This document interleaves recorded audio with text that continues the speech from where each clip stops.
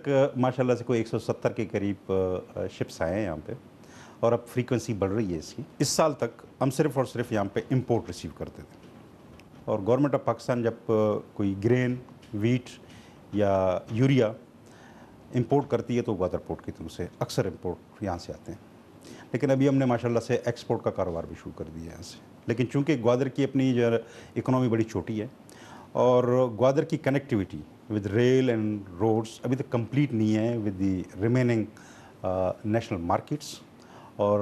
Production and industrial areas,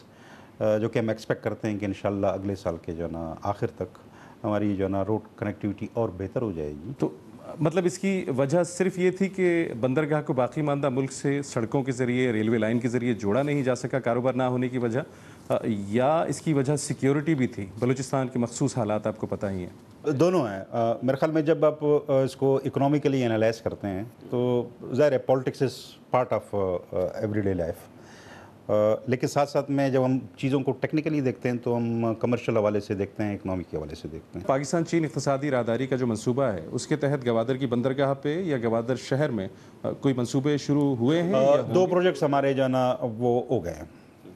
asset way express way اس کی funding ہو گئی ہے، ہم نے ابھی صرف کنٹریکٹ اسائن کرنا ہے، اور میں نے کہا کہ اکتوبر ہمارا انشاءاللہ جو ہے نا ٹائم لائن ہے، ٹارگیٹ ہے کہ اس کی ہم باقاعدہ سے جو ہے اس کا افتتاح کریں گے۔ اسی طرح سے گوادر شہر کے اندر ایک بڑا انٹرنیشنل ایئرپورٹ بن رہا ہے، اور وہ بھی ہم اسی پروسیس میں ہیں، اکتوبر کے مہینے میں شاید اس کی بھی جو ہے نا اس پہ بھی کام شروع ہو۔ پھر فری زون ہے، فری زون کے لیے زمین ہم نے اویلیبل کر دی ہے، اور اس کی ماسٹر پلاننگ بھی چائنیز کمپنی اپنی تقریباً فائنل سٹیج پہ ہے، اور اس کی مارکیٹنگ بھی ہم جو ہے نا انشاءاللہ 2015 میں شروع کریں گے۔ تو گوادر کے ماہی گیر جن کا یہ علاقہ ہے، جن کی یہ شکایت بھی ہے کہ یہ بندرگاہ ان کی زرخیز شکارگاہ پہ بنا لی گئی اور وہ ایک شکارگاہ سے بھی محروم ہو گئے، ان کے بارے میں کیا سوچا؟ یقیناً یہ جس جگہ پہ یہ پورٹ بنا، یہ سی فوڈ کے لیے بہت اچھی جگہ تھی اس زمانے کے وزڈم کے حوالے سے، لیکن بعد میں ہم نے ایکسپلور کی ہیں۔ اس وقت بھی 2 جیٹیاں بن رہی ہیں،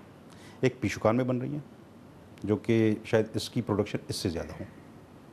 اور دوسرا سور بندر میں بن رہا ہے۔